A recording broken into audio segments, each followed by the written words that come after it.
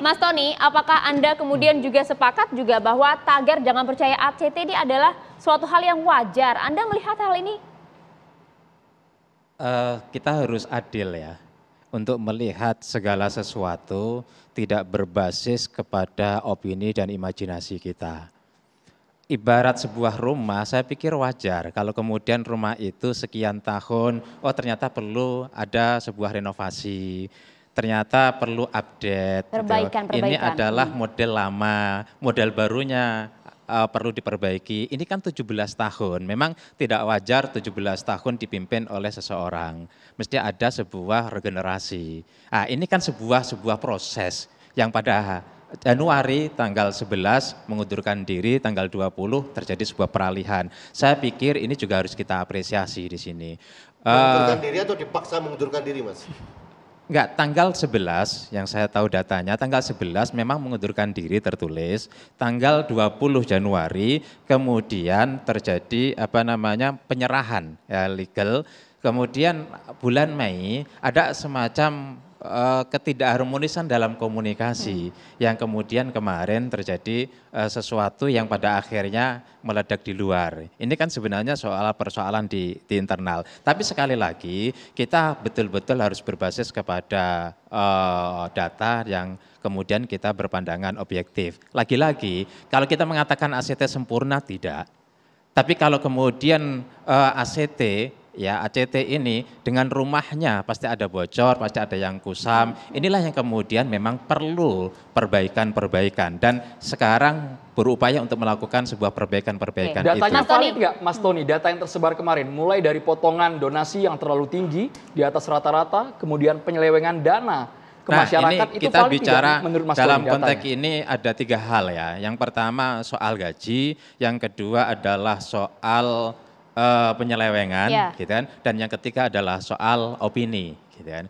Ya ini yang kemudian masuk kepada opini liar yang ditarik dengan kepentingan masing-masing. Soal gaji menurut saya sekarang sudah diperbaiki, ada pengurangan 50 sampai 70. Kalau kita mengacu kepada NGO di bawah PBB, memang maksimal 150 juta, misalnya seperti itu kan. Tetapi kayak ini toh sudah dievaluasi, artinya kita berikan kesempatan juga untuk melakukan sebuah evaluasi dan sudah diganti. Dalam konteks ini yang terjadi di antara kedua belah pihak, katakanlah kita terbuka saja, memang ada dua belah pihak di situ yang kemudian terjadi sebuah pergantian. Ini kan faktornya adalah ada dua pemandangan yang berbeda yang kemudian tidak terselesaikan dengan komunikasi kedua belah pihak. Ini kan masalah internal. Oke, ya. internal. Tapi ini yang kemudian dibuka di publik. Saya nambahin ya, Mas, apa yang disampaikan Mas Tony soal potongan ini supaya enggak juga salah kaprah. Potongan itu dilakukan untuk kegiatan donasi biasanya. Kalau bencana itu nggak bisa dipotong karena itu semuanya seluruhan. Kan jadi pemotongan itu dipergunakan misalkan untuk biaya operasional, penyaluran bantuan segala macam, sewa angkutan kalau bencananya itu sulit untuk ini itu harus diadakan. Tapi kan mengenai besaran potongannya ini yang kemudian dipermasalahkan, Mas. Soal itu ada termasuk ini, di dalamnya soal yang saya potong sebentar ya untuk mengembangkan aja. Bahwa di situ ada muncul biaya gajinya saya lihat ada 1000-an lebih pegawai di ACT. 1.688. Iya, jadi sebenarnya bukan dipotong terus kemudian ini kan kesannya dipotong terus untuk mewah-mewahan. Enggak, kalau lihat dari 13% itu dipotongnya untuk kegiatan-kegiatan penunjang, kegiatan operasional yang digunakan untuk kegiatan donasi, bukan bencana. Boleh, dan lain sebagainya. Iya, jadi saya kan tadi bicara ada 3 hal. Yang pertama soal gaji, yang kedua soal penyelewengan, yang ketiga adalah soal opini. Saya bicara dulu masih dalam konteks gaji. Jadi gaji sampai ada pemotongan 50 sampai 70%. Ini kan artinya ada semacam sebuah perbaikan gitu kan dari ACT itu sendiri. Kalau kita bicara tentang operasional 13,7, setahu saya ACT itu lahir dari dompet duafa. Ya, saya kebetulan beberapa tokohnya saya kenal dan saya komunikasi soal ini. Lahir dari dompet duafa, terus kemudian muncul salah satu cabang dompet duafa istilahnya khusus untuk cepat tanggap itu ACT. Lalu ACT dilepas sendiri untuk biar berkembang dan mandiri, akhirnya besar bahkan lebih besar daripada dompet duafa. Dan memang ACT dari awal bukan menggunakan khusus untuk ACT, itu menggunakan dana infak sedekah. Kalau kita mengacu kepada aturan misalnya aturan dari fatwa dari MUI nomor 8 tahun 2020 kan memang boleh mengambil untuk operasional ya, jumlahnya itu 20% maksimal. Kemudian keputusan Menteri Agama nomor 606 tahun 2020 itu juga sama 20%.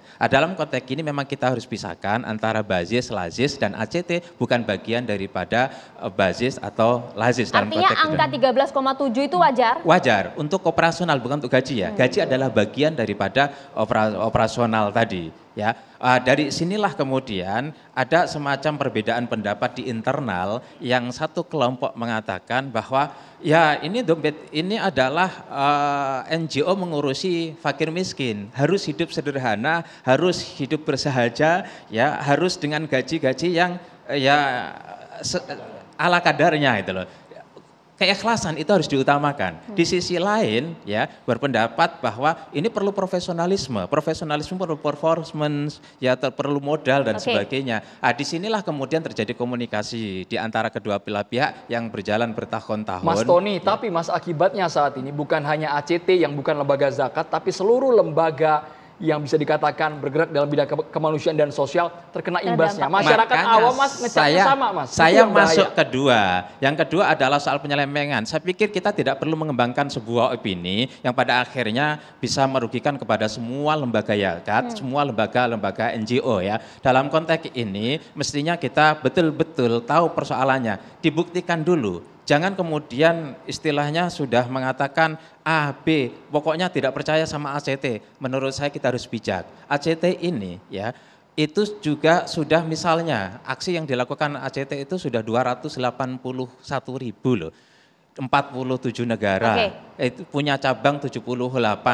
3 cabang di luar negeri, artinya ini juga harus kita lihat. Kalau kita mau adil dan objektif untuk melihat. Kalau kemudian ada hal-hal yang perlu, makanya kita berpikir dulu, kita ingin mendorong ACT untuk diperbaiki sehingga, ya seperti Kemri tadi mengatakan, sehingga ini jauh lebih besar manfaatnya untuk umat, bahkan lembaga-lembaga seperti ini kan kehadirannya dibutuhkan oleh negara, di mana negara punya keterbatasan-keterbatasan. Itu harapan kita semua Mas Tony, tapi kemudian tadi Anda sampaikan angka 13,7 itu adalah suatu hal yang wajar, tapi publik mempertanyakan soal penyelewengan tersebut. Dan yang sudah dikumpulkan dan akan disalurkan berbeda dengan apa yang terjadi di lapangan. Kita ingin bahas hal ini. Mas Islah juga ada ketawa-tawa, tapi usai jeda ya sesaat lagi untuk Anda pemirsa.